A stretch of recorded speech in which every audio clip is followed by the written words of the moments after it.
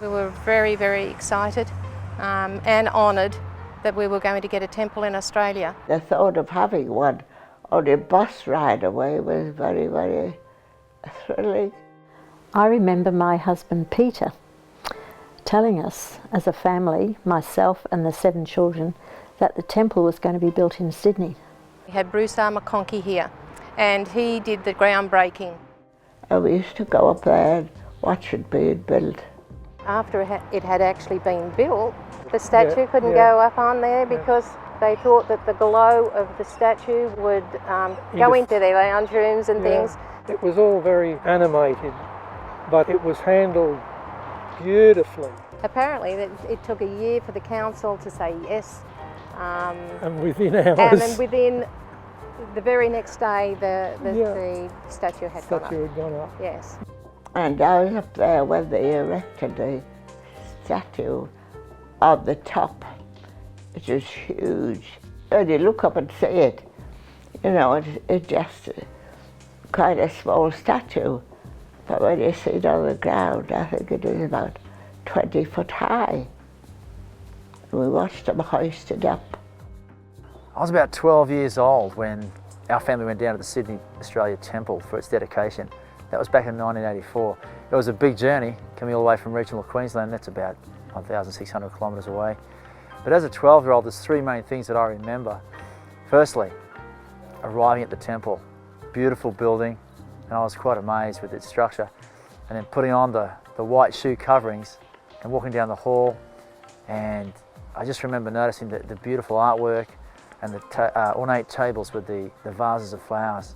We were asked to be greeters during the open house, greet them with a smile, and thousands of people went through the temple at that time. And I remember thinking what a beautiful and large white building it was. We took the 2 children, there were many, many people there, and we were in one of the ante-rooms of the temple. As we looked around, we saw President Hinckley come in, a number of the brethren, and then the service began. It was wonderful, there was a great spirit there. And my husband had felt that this would be a great experience for the older children who could attend, something that they could remember as they developed their testimonies.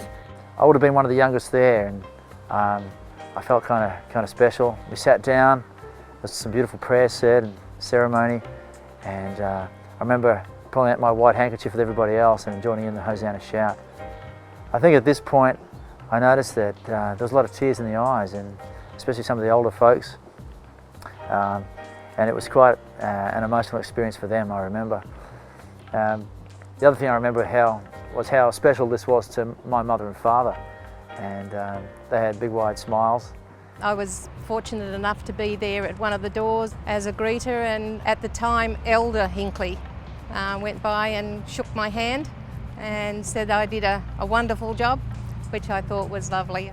All of us people who were working at the temple, sitting in one of the celestial rooms, you know, and we sat in the corner, and the choir was there, and they started singing Hallelujah, the chorus. There's a crescendo at the back. Ooh, the skin was crawling up and down the back, and honestly, I felt as if I could waft up to heaven at that perfect minute. Tommy came to me, holding a man by the shoulder, and this man was, well, he became the president of the church. I stuck his picture up on the wall. It's a special occasion in one's life, and I'm sure that the effect was there for the family, but that memory stayed with us, and we thought of that every time that we did attend in the future afterwards. The feelings I remember was that I felt quite at home there, and I guess I was pretty lucky. My parents always wanted to have a temple focus and a temple-centered home, and so that same spirit was very familiar to me.